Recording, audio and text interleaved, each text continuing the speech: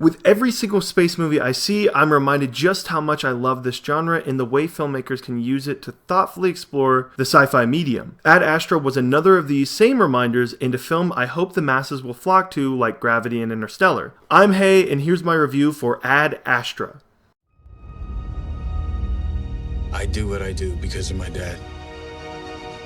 Ad Astra comes to us from director James Gray, and it stars the extremely talented actor Brad Pitt. This film centers around Roy McBride being sent off onto a space mission to unravel a mystery that threatens the survival of Earth. I love this film, especially the heart it is able to have and the risk that James Gray was able to take making this. This definitely feels like a film someone specifically wanted to make, and not by any means a by-the-numbers adventure space film that many might be expecting with Brad Pitt leading. Because of this, I do want to warn the general public to know what they're getting into before seeing this. There's already a distinct divide between audiences' expectations based off the critical consensus. However, if you are looking for a slow and smart burn that is tied together with an incredible performance, then that is exactly what you're getting with this great film. One of the biggest strengths most will agree upon is the visual style Ad Astra presents. It is absolutely gorgeous, with so many frames being such an incredible shot. The production design team went all out with the color palette, as well as Hoyt van Hoytema adding another great cinematography effort to his already successful track record. While nailing the visual presentation is definitely important,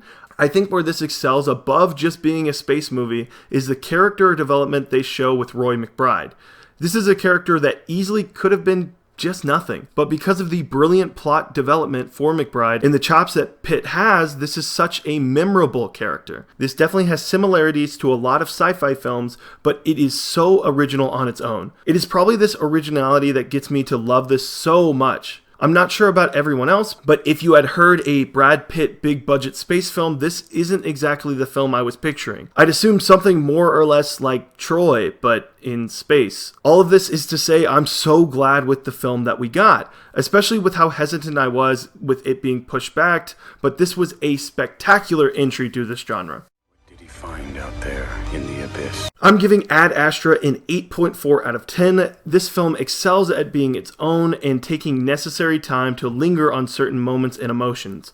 James Gray really pulled off something marvelous, and to give credit where credit is due, I don't think this could have been done without Brad Pitt. This is a tremendous performance, and I'm always hoping for all the best performances possible, but right now Brad Pitt would be a lead nominee for both lead and supporting actors for the Oscars. Speaking of Brad Pitt, this week we are talking Brad Pitt films with Brat Pitt. It was a really fun conversation to go through the huge library of films that Brad Pitt has had. Additionally, if you have seen Ad Astra and want to hear a spoiler discussion on that, we will also have more spoiler thoughts on this film with Brat Pitt as well. So check those out, and thank you guys for checking out my review. Bye!